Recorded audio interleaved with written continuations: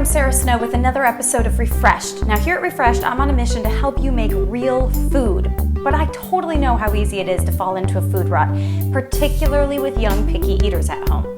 So if you have fallen into the box macaroni food rut, let me at least help you break out of the box. I'm going to show you real food, real simple, homemade macaroni.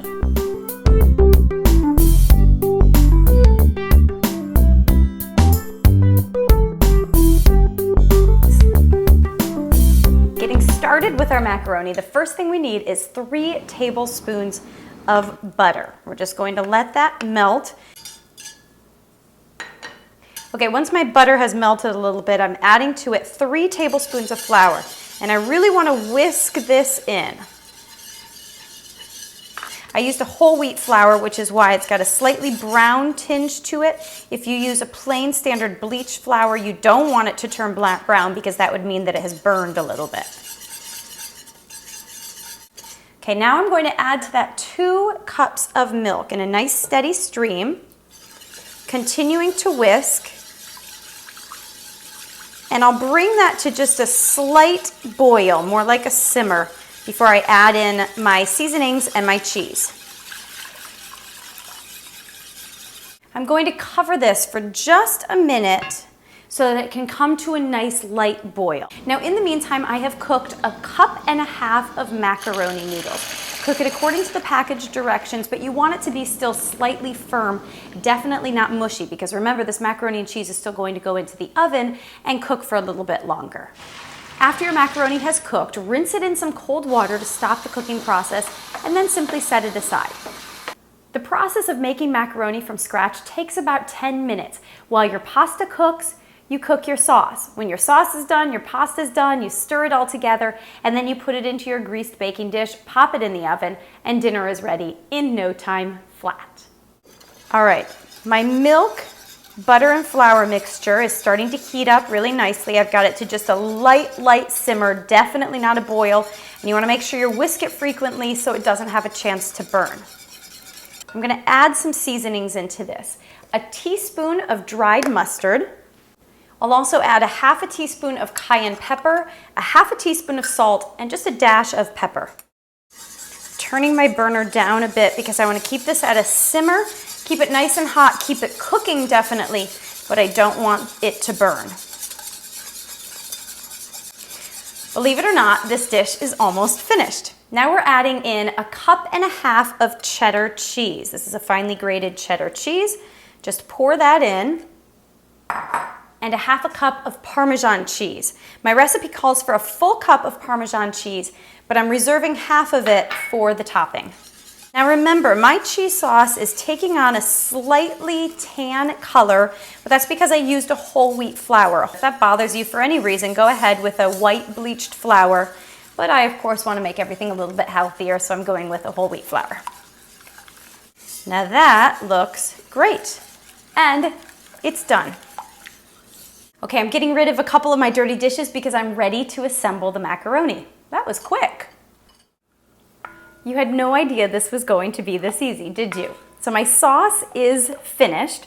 I'm going to add to it my already cooked pasta. This was, of course, remember, 1.5 cups of macaroni, cooked to perfection, but slightly al dente. I'll stir that all together here. Now, one nice thing about this recipe is it's easily doubled or even tripled. This is a recipe that I make a lot of times for friends who have just had babies, anyone who needs comfort food. You can, of course, make it with all organic ingredients, organic pasta, which means the wheat or whatever grain was grown organically along with the other ingredients. And then, of course, organic cheese, organic milk, organic butter, organic flour, all of those things. So it's a very healthy dish, albeit somewhat rich and definitely in the comfort food category. Now this is all mixed together. I'm going to set that aside and bring my baking dish over.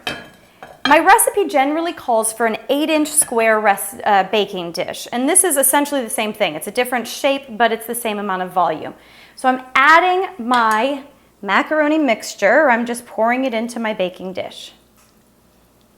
Now, To top it off in a slightly different way and to make it a little bit more refreshed, I like to add a little bit of vegetable. And to this dish, I think it's beautiful, also tasty, it adds a brightness to add some thinly sliced tomatoes on top.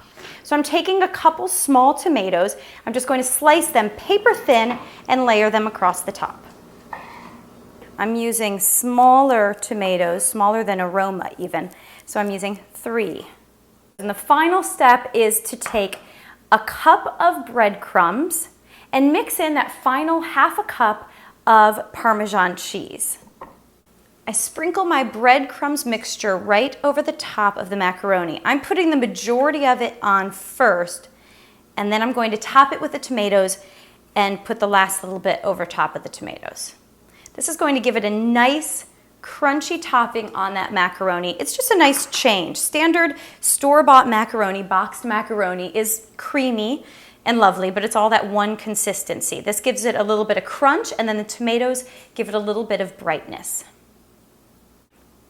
Okay, with my tomatoes over the top, I sprinkle the last little bit of those breadcrumbs right over top of that. Looks so nice. This entire thing took 10, maybe max 20 minutes to assemble. And that was with gathering the ingredients. This is going to go into the 350-degree oven for about 30 minutes. Now remember, the nice thing about this is you can assemble multiples at a time. You can double or triple the recipe.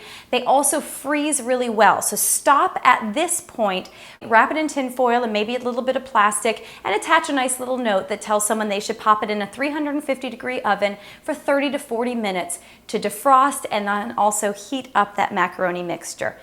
This one's going in the oven and it'll be ready for dinner tonight. 30 minutes in the oven and this dish is ready to come out. Look at that, all that oozy, bubbly yumminess around the edges there. So much better than boxed macaroni and cheese, don't you agree? Really, really simple. It took all of about 20 minutes to assemble this, and then I popped it in the oven. During that time, you can be prepping the kids' lunches for the next day, whatever you need to do. You will have dinner on the table in about 40-45 minutes. Super, super quick. Look at that. Beautiful and delicious. This is a macaroni and cheese recipe that anyone in your family will love. Now there you have it. Serve that alongside some steamed broccoli or a mixed green salad, and you have dinner for the whole family. I certainly hope you all enjoy.